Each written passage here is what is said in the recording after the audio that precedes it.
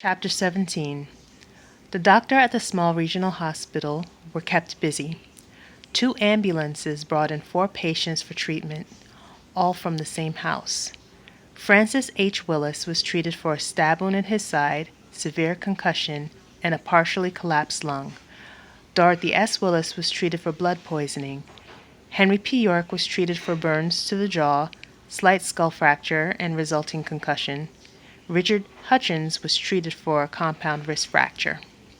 Penelope, Henrietta, and Anastasia Willis were all questioned individually, as was Ezekiel Johnson. They all told the same story, and the deputy who interviewed them retold it himself in the following weeks. It was always appreciated. Frank Willis slipped at the top of the stairs while carrying a knife and took a visiting English cousin with him. He stabbed himself, but luckily he only broke the boy's arm. Everyone in the house ran to the commotion, including Dottie, who'd been frying bacon. She took the skillet with her, and when she saw the knife in Frank's side, she fainted straight off. Henry, another cousin, tried to catch her, but only took grease to the face and a doorknob to the back of the head for his trouble. Still, it was a good thing for Dottie that she didn't faint, or they might not have caught the blood poisoning.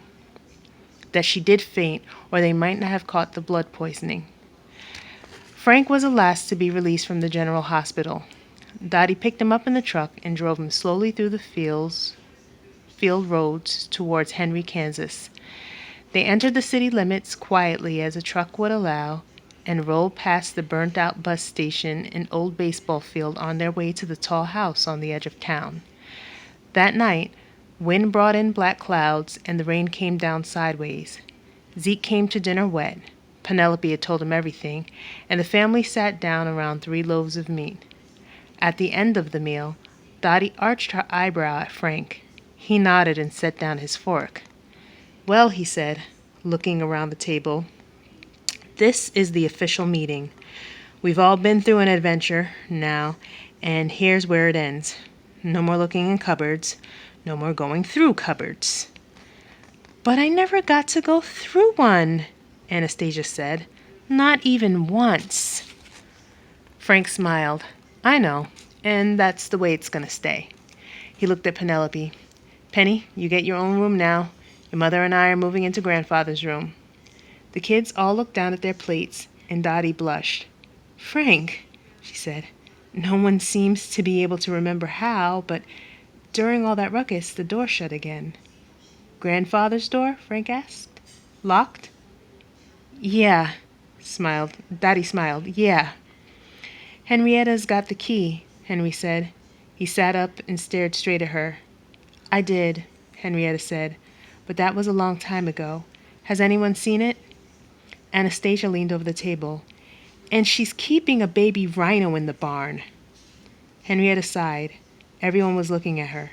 "It's not a rhino. It looks like one, but it's way smaller. And it has wings," Anastasia said.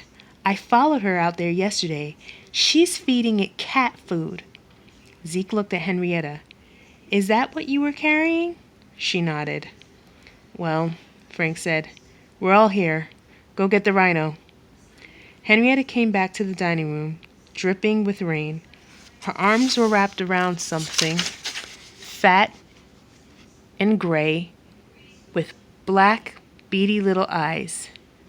She set it on the table and sat down. It stood up on all fours, shook out gray feathered wings, and looked around the table. It was shaped almost exactly like a rhinoceros, only it was 18 inches long and winged. It had one short, blunt horn, split and cracked at the end. Its belly hung almost to the ground, like a basset hound. "I haven't named it yet," Henrietta said, "and I can't get him to fly." "I hope you don't think you're keeping it," Dottie said. Frank was leaning forward, trying to look the thing in the eyes. He was smiling. "You aren't looking for me, are you?" he asked it. "What is it?" Zeke asked. Frank sat back up. "It's a ragant." Dottie looked at him. "What? A ragant?" I've only ever seen two before. In some places I used to be, they're sent to find people. They can only be used once. When they found someone, they stay till they die. He looked up at Henrietta. Where did you get him? He was in the cupboard with the compass locks. He'd been banging on the inside and broke his horn. He was almost dead and could barely move when I got him out. Henry laughed and leaned forward. You cracked my plaster, didn't you? You started the whole thing. The Regent looked in Henry's eyes and snorted. It stepped towards him, lifted one of his front legs, and leaned, pointing until his horn almost touched Henry's face. Ha! Frank said. It's Henry's. What? Henrietta said. He's mine. I fed him and found him and took care of him. We're not keeping it, Dottie said. Frank grinned. Henry is. The Regent turned and back towards Henry, sat up right in front of him, tucked his wings back, and stared into space. Someone's looking for you, Henry, Frank said. Henry felt nervousness bubble up inside of him. Oh, don't worry, Frank added. Regents have never been used for any wickedness as far as I know. This isn't fair, Henrietta said. I've never had a pet. You have Blake, Anastasia said, and she looked under the table where the cat slept. Blake? Henrietta said. Blake's just another cat. Zeke started laughing. Henrietta glared at him, but he didn't stop. She didn't say anything else. Frank, Dottie said, we're not quite done. Right, Frank said. I'll be plastering over all the cupboards this weekend. If I hear any late-night chipping, people are moving into the barn. And if anyone finds a key to Grandfather's room, they'll immediately and without any sort of complaining turn it into the den mother. That's me, Dottie said, in case anyone was confused. When everyone had pushed back from the empty plates, Dottie told the girls to clear the table. Zeke got up to help. Richard decided to watch and followed Anastasia into the kitchen. She made faces all the way. Frank stood slowly, put his hand on Henry's shoulders, and led him towards the front porch. The Regent walked proudly behind them. The rain stopped, but the world was still dark and wet. The wind was warm. Frank eased himself into a rickety wicker chair and tucked a toothpick into his lap. Henry sat down on the top step and looked around for the Regent. It was perched on the porch rail with its nose towards the clouds and its wings spread in the breeze. Did it just fly, Uncle Frank? Henry asked. Did you see it? Sure it did, but I didn't see anything. Regents are proud, especially when they finish a job, so they don't like people to see them fly. Not sure why. Probably think it looks undignified. The strange creature was really there. Henry could have reached out and touched it, but his mind couldn't make sense of the animal. Why would anyone be looking for me? He asked. Well, Frank said, because they lost you.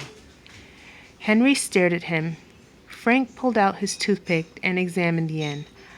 I told you Phil and Urs aren't your parents, Henry. I thought I was adopted. Yeah, Frank said. But, well, it wasn't a normal sort of adoption. Henry waited for him to continue. Frank looked at him. Your grandfather always said he found you on the porch, but he was never Mr. Truth. I saw something in Grandfather's journal, Henry said. Something about me coming through the cupboards. Frank leaned back in his chair. Do you think that could be true? Henry asked. Do you think I came from a different place? In my experience, Frank said slowly, when your grandfather found things, they were usually from the attic. Frank pointed his toothpick at the Regent. Not many pets like that around here, for one. Henry looked at the animal. Its blunted nose was still up, but it had shut its eyes. Frank cleared his throat. And Dots, I wanted you, Henry. Dots and I wanted you, Henry. But Phil and Urs got the adoption. We always felt guilty about it. Wish I could have changed things. Henry looked at his uncle and at the clouds rolling above them. He looked at the Regent. The wind smelled like Badon Hill. I'm not from here, he said. You and me both, Frank said. But here's where we're from now." The two of them sat silently and watched the world blow. And when the wind died, the darkness grew thick. They listened to the Regent breathe and to laughter from the kitchen. That night, Henry lay on his bed and felt his sore head and the newborn scar tissue along his jaw. He was looking at the 99 doors on his wall and thinking about the one downstairs. He had already made sure the bed was against the black cupboard, and he felt better having the Regent around anyway. It was snoring by his feet. He rolled onto his side, facing away from the wall, and reached to turn off the lamp. When he did, he blinked. A beam of yellow light stood out through his room. He sat up and looked at the mailbox. There was another envelope inside. He looked at the door for a moment, and then began hunting for the key. He found it underneath his socks. When the door was open, he pulled out the letter, then crouched and stared at the yellow room for a while, hoping for a glimpse of the pants. They never came. Finally, he shut the little door and sat up. He looked over his wall. The Regent flared a wing out in its sleep and pawed at the blankets. "I'm from one of these," he told the animal, "but you know that, don't you? You probably know which one." Henry shifted to his knees and reached for the door to Badon Hill. Frank had said no more cupboards, but he knew his uncle would understand. He pulled the door open and sat back to smell the air and listen to the trees. Something fluttered out of the darkness and landed on his bed. Henry picked it up. It was another letter, folded and sealed with the green man. 2 letters now. He shut the cupboard and looked at the 2 of them next to each other. They looked exactly like the first ones. "I don't want these," he said out loud. "I'm done now." He opened the long one first, and his eyes struggled with the writing. "Sir, I take up this quill to impress the magna appreciation of your order. Your hands bear praise, for they freed the last Endorian blund. The old daughter of the second sire regains her heir strength. We kindle her call. Gratitation and Furtari. Darius, the first among the last born Magi, witch doctor of Byzantium." He dropped the letter like it would stain his fingers and kicked it off his bed. It was still gibberish, but he understood it now. He had seen the witch dogs work, or some spectral haunted dream of their working, and he wanted none of their gratitation, none of their anything. That's gratiation. My apologies. He touched the green scene on the other letters, and when it popped, he unfolded the parchment. The same typed lines looked up at him. "Issuance from the Central Committee of Farron for the Prevention of Mishap, District RRK. Composed and authorized by Committee Chair under Execution Guidelines BF X7. Okay. Delivered via the Island Hill of Badon Chapter District AP, to whom we have concerned. It is the findings of the committee that the whimpering child hereafter WC has aided, abetted, and enabled the unearthing and potential reestablishment of old evil and is a danger to the Farron people himself and the tapestry of reality. WC shall henceforth be identified as enemy, hazard, and human mishap to all Farron in all districts, all worlds, and all ways. Identification has been distributed and status change documented.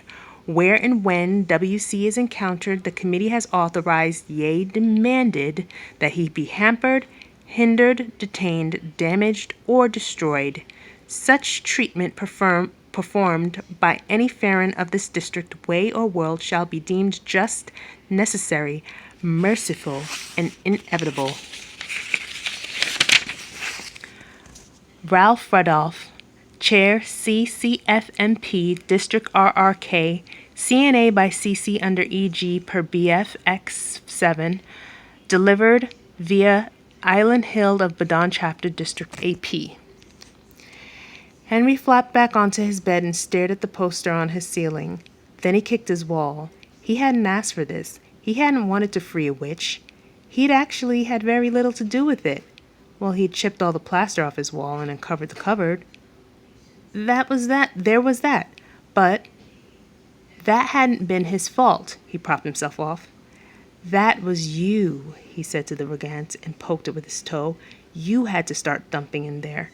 The Regant's skin quaked like a horse shaking off a fly, and it sat up. Its black eyes stared at Henry, and it yawned and walked onto Henry's legs. Henry flopped back again, and the Regant crawled onto his chest and hurled up into a wheezing ball. Henry smiled. "Your fault," he said again. "I did nothing. I'm just scenery." Downstairs, Dottie opened her eyes. "Frank!" Frank grunted. She sat up and reached for her bathrobe. "Henry York, you better not be doing what I think you're doing." Frank's hand pulled her back down. "He'll be fine," he said.